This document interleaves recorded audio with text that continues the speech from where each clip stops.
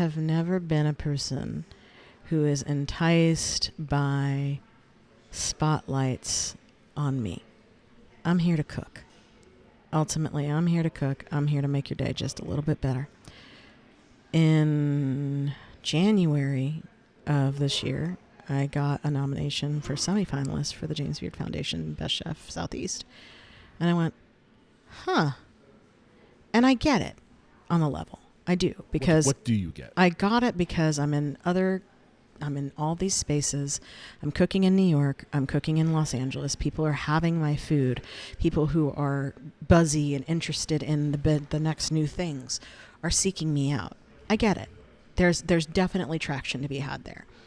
But I didn't have a restaurant, and I felt really weird about that. And you haven't led a restaurant as a chef. When Yeah, your definition of a chef was... I would lead a team for a day, but that's not my team. That's somebody else's team, and their execution should be reflective of their chef, right, not as much me. It's they're adapting to work with me. There's more than being a chef than your ability to cook. Yeah. It's so much. It's more. a leadership role. Yeah. So along that line. And so along that lines, I'm looking at all these names, and I'm the first pop-up chef in that sort of, list. And I'm like, okay, I know that they wanted to recognize pop-up chefs and, recognize that we have a place in this industry.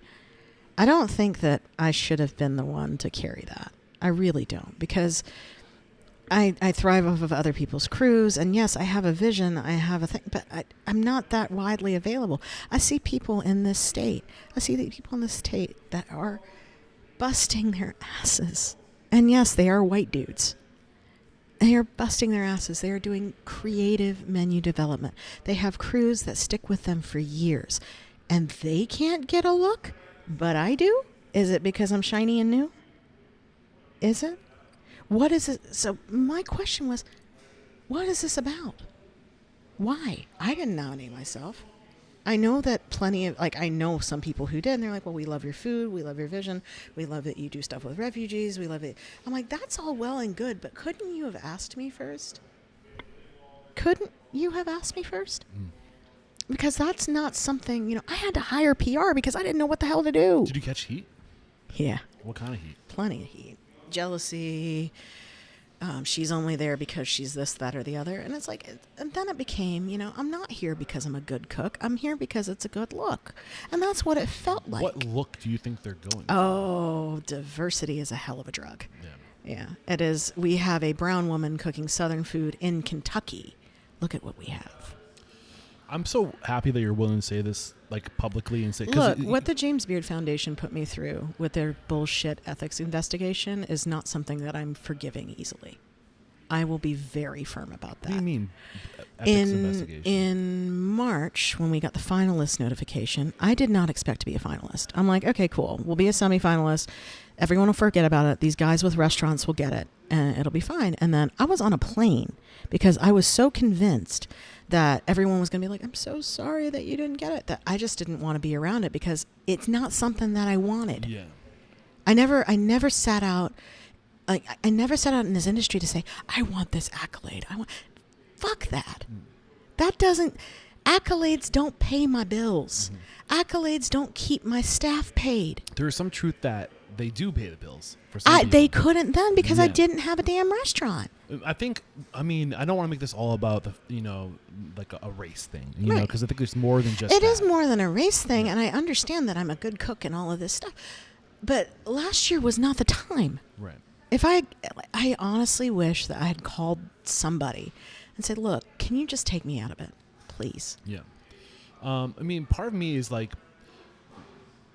think what ends up happening with this, and I see that James Beard's pivoting, and I wonder why. They pivoted away from, it was, and I'm going on record now, you're inspiring me to speak up and be transparent, that it was transparency is good. It was very much you got to play the game, you got to network, you got to They do the James Beard or the Michelin star or wherever the awards go. They didn't think I'd have any problem with what was happening to me because it was them who was doing it. Well, I also think that the other variable is it's not just James Beard, it's the culture of awards. Yes. And I don't want to just narrow out and single out James Beard. It's all the food but and wine, they're the ones James who Beard, sent the damn private investigator to grill me for 2 hours about participating in a citywide domestic violence campaign. The James Beard Foundation Ethics Committee put me in the same boat as people who are yelling at their staff, who are throwing things at their staff, who are grabbing people in their kitchens. Of all these articles that came in, I didn't do anything wrong. So wait, because of the heat that James Beard got because they were giving awards to people who were getting in trouble with. Yeah, they revamped this whole ethics process a couple years ago, I guess. And it's not something that was related to my interests, but somebody had an axe to grind. So now they're making sure that before they nominate somebody there that they pass this code of ethics. Right.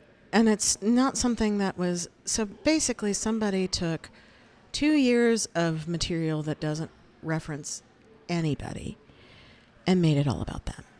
And then they wrote this entire thing to the James Beard Foundation about how I was bullying them. Oh. Yeah. See, the story's coming out. The story. And so basically what people saw in the Times was only a fraction of the story. Yeah. I didn't even know that, if I'm being honest. Yeah, like, I know. I don't give a shit about a lot of that stuff. You shouldn't, because it's a fucking farce. Right. So the big message I want to come out is that you don't get into this industry to get accolades and to get recognition. And the argument is, when you win those awards, you cannot argue that it does drive traffic to your business. It does. It's good. Yeah, for but money. what good is it to me if I don't have a business to drive traffic to? Right. But I guess, right. There's that part of it, but I think what I want people to understand is that there's more to this business than the accolades and the awards. And I think what ends up happening is what people think in order to be successful, you need to like just chase these crazy meals. You get to juxtapose to be able to get the attention, to get the awards, and it becomes about not really managing your cost of goods, but doing whatever it takes to get to look cool. Exactly. And that's I don't want to be the cool kid. So I want people to understand that there's more to this industry than being cool. No. There's doing the right thing. Yes. And I guess what James Beard and other, not just them, they but tried to do the right so thing. they're focusing more on like equality and diversity, and I get that needs to happen. I'm not trying to take I understand away from that I was a brown woman in a sea of white dudes, but all of the white dudes in my category, I spoke to all of them before that New York Times story came. And creating opportunity for diversity is a beautiful thing. And it's wonderful, but I should not have been on that list last year. But there's more important things, like teaching people how to run their business and running a fiscally responsible business that provides opportunity for people, that provides security, health insurance. How do you honor your culture without feeling like you sell out? That gives people skills that they can take beyond that restaurant, and that literally just changes the industry. And yes, we could be more inclusive. There could be more people of color that are owners in the industry, and I want to see that too. And there are, but you got to look past me. Right. Yeah. There are plenty of people that I would put on that list ahead of me. Yeah. Plenty. And I bite my tongue on this topic because I'm afraid that as the majority, I'm just going to sound like I'm bitter about it. Look, I'm very bitter about what happened because essentially they empowered a white woman to try to take me down. Oh.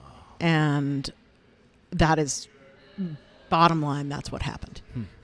Angry white woman got upset and wants to take me down. Is there anything that hasn't come out in terms of, like, I'm just going to shut up now and let you kind of get your message out? I am not letting out the whole thing because I still have some legal avenues left. Got it. Because, again, I was not disqualified. They found that it was not more likely than not that they basically gave me a bunch of bullshit with civil legal language to it. And that whole thing blew my world up. Yeah. Like, again, you're sitting there and you're grappling with whether or not you really belong in this place with this honor and all the things that you do. Like I sat there at the end of 2020 and I was like, I've done all these things. This is huge. Nobody else has done all these things. And I'm not doing that to knock myself. I understand that I have a very valuable set of skills. And I have a very valuable opportunity to share those skills, to build something from that. But if you're going to investigate me in an industry where servers are scared to say things to their chefs, where people are getting their asses grabbed on the line, where people are harassed for who they are, what they are, who they love, and you're going to single me out because somebody has a problem with me saying that people who enable abuse are not good people. Not even anyone specific. You're going to single me out. You're going to have a private investigator track me down, call me, leave weird messages on my phone. You're going to have me, within 2 hours of speaking to this person for the first time, 2 hours of an essential interrogation where I didn't have a lawyer present. I should have. I should have recorded the whole damn thing. I would have released it by now because it was a fucking joke. They're asking me about sexual assaults that have happened to other people that have nothing to do with me. They're asking me about things that have happened to victims. And I'm like, do you hear yourselves? And then they're holding my status to see which way the wind blows. I had to get the largest law firm in my city to be on an email with me for them to even acknowledge that the investigation was still ongoing. Nobody knew anything. But the funniest part is that the James Beard Foundation knew that this was going to be a problem before the nomination process ever started. And that's where I'm going to leave that. Because they knew that somebody had an axe to grind with me. Yeah. Ultimately, this is the message I want to get out. I think that if we share information like this, that if we aren't afraid or just hold all this, like, so much anxiety, we feel like we need these awards to be successful. You don't. And we're afraid, like... You know what you need to be to successful? You know what you need? You need to be able to look at yourself in the mirror in the morning and say, look, I'm not fucking up and I'm not a shitty person. I would just love a year of everyone who gets nominated to like reject the nomination and just say no thank you. But see, Let's take our industry back. I'm not saying that. I'm not pointing you out. I debated that because when they first started and when I found out what they were quote unquote investigating me for, I was like, are you fucking kidding me? I just think we need to take our industry back. We do. Yeah. And even if it's an outlier like me who comes in, I still want to come in for the granular bits of cooking and being good to people and hospitality. Trying to single you out on that statement. No, but that's fine. It's just like, you can single me out on that statement because I'm an example of it. You know, I understand that I'm a Sri Lankan woman. I understand that I'm a first-generation American. I understand all these things. What I don't understand is how you are weaponizing the most basic of things. Again, a domestic violence It's also ad. all very divisive. Like, really? Yeah. And you've got, what's next? Like, if they're going to investigate me for a domestic violence ad, is it like next year is Batali going to get a fucking Lifetime Achievement Award or something? Like, if you're going after the people who are speaking out against sexual assault, what the hell are you doing? Oh my gosh. Anyways, that's my James Beard rant because they do not deserve me at all. Thank you for the, I'm going to say bravery at this point because I feel like a lot of people are almost afraid to offend this almighty The James Beard platform. Foundation doesn't pay my bills and it's only caused more of them. Yeah. Well, thank you for your willingness to go on record and to share your perspective and your story. And I'm sure that there will be blowback, and I'm sure that my PR is probably going to I hope it out. blows up because it will be selfishly great for me. No, everybody knows how I feel. You know, I did not mince words. I was like, dude, if you love me, if you love my food, never put me in this discussion again. I might just clip that whole segment and publish that separately. Never put me in this discussion because the only awards that matter to me are going to be the ones that have to do with retention, that have to do with people actually getting their love for the kitchen back. You know how many people are burned out on being in fine dining kitchens? Do you know how many of them I swiped? Mm-hmm. A lot. Because ultimately it's about not sustainable. It's about creating food. Yeah. And it's about having enough money to live. And it's about not living just to work. Mm-hmm. And there's a balance. I'll say that fine dining does like to focus on sustainable efforts and sourcing from farms. And I think that we can use a lot of inspiration from that world of fine dining and slow food. But how do we find a middle ground of doing the right thing sustainably in respect of food, but also sustainably in respect to, can we scale and monetize this and create security? Should we scale and monetize this? Right. You know, maybe the, super hyper fancy thing that you want to do is a great idea, but should you scale it? Maybe not. Maybe that doesn't need 300 Not everything seats. needs to be scaled. Maybe it doesn't need 300 seats. Maybe it needs 10. There's different business models. Yeah. There's things in that. You have to embrace that. That's the thing, is like, in this industry, it's not a one-size-fits-all approach.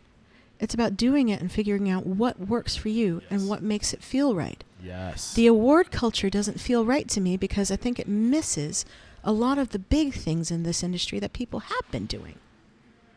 And it eliminates them for some reason or another. Who knows? But oftentimes it's not based on skill. I don't want to be here because I'm a champion for diversity. I want to be here because I'm effective and I'm running a business well that doesn't have people who hate their lives. Yeah. I think we've made our point. Yeah. But anyway, I think I might have scared him a little bit. No, I'm not scared. I just